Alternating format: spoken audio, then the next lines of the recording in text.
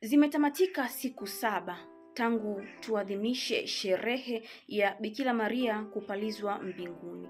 Leo tarehe ya 22 mwezi Agosti, Mama Kanisa anafanya kumbukumbu ya Bikira Maria Malkia. Kwa nini Malkia? Je, Kristo ambaye ni mfalme alikuwa na mke? Hapana. Sasa mambo haya maana yake ni nini? Kabla ya kujifunza juu ya umalkia wa mama yetu Bikira Maria, turejee kwenye maandiko matakatifu tuone yanatuambia nini juu ya jambo hili. Tunaposoma maandiko tunagundua kwamba katika ufalme na utamaduni wa Israeli, aliyekuwa malkia hakuwa mke wa mfalme kama ambavyo tumezoea, lakini aliyekuwa malkia alikuwa ni mama wa mfalme. Na tunaweza kutazama mifano michache katika hilo. Kitabu cha kwanza cha Wafalme sura ya 15 aya ya 13, tunasoma hapo kuhusiana na mfalme wa Yuda aliyekuwa anaitwa Asa. Huyu yeye baada ya kumuona mama yake ambaye ni malkia aliyekuwa anaitwa Maaka anafanya ibada za miungu ya Kikanaani ya Ashera, yeye alimnyang'anya hicho cheo, akamuondolea daraja yake asiwe malkia. Kwa hiyo aliyekuwa malkia hakuwa mke wa mfalme Asa, alikuwa mama wa mfalme Asa. Lakini mfano mwingine tunauona katika kitabu cha kwanza cha Wafalme sura ya 2 aya 19, ambapo baada ya Daudi kufariki, mfalme Sulemani anapojiliwa na mama yake Bathsheba, unaona mfalme Sulemani anamuinamia mama yake. Kwa nini? Kwa sababu mama yake ni malkia. Mama yake ni malkia. Tunaposoma pia kitabu cha pili cha Samueli sura ya 6 tukikiunganisha na Injili ya Luka sura ya 1, utagundua pia Maria ni sanduku la agano. Maria ni sanduku la agano, na ili sanduku la agano lilikuwa na sehemu yake maalum ya kukaa.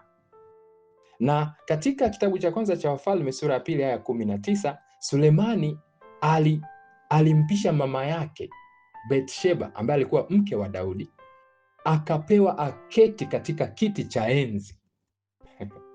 Na katika Zaburi ya 45 aya 9 tunasoma maneno haya: mkono wako wa kuume amesimama malkia, amevaa dhahabu ya Ofiri. Mkono wa kuume wa nani?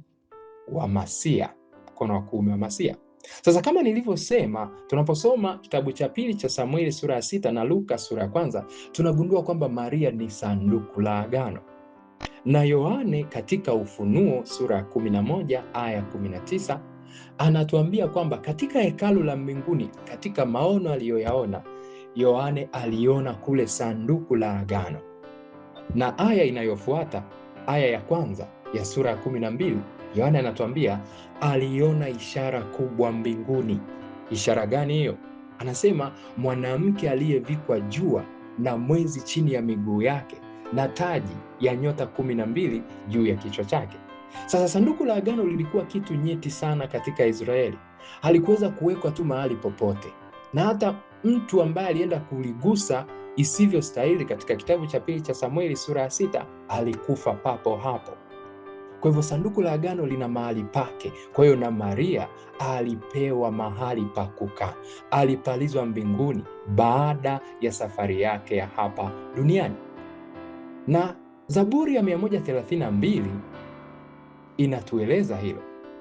Inatueleza, maandiko yanasema hapo kwamba Bwana, uinuke uende kwenye raha yako, wewe na sanduku la nguvu zako.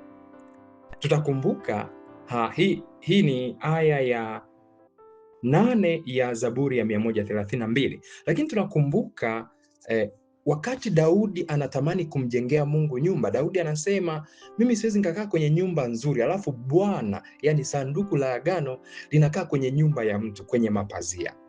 Kwa hivyo Daudi alivyokuwa anakaa mahali pazuri, alitaka na sanduku la agano la Bwana likae mahali pazuri.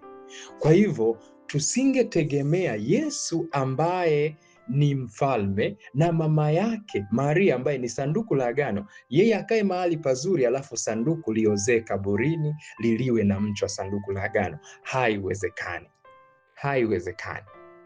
Kwa hivyo kumbe utabiri huu wa Daudi katika Zaburi ya 132 ulitimia. Kwa hivyo mahali ambapo mfalme Yesu Kristo alipaa akaenda, ndipo baadaye alimvuta pia na Maria. Kwa hivyo kama Yesu kama ambavyo Adamu na Hawa walishiriki katika anguko, pia Maria na Yesu wanashiriki katika ushindi.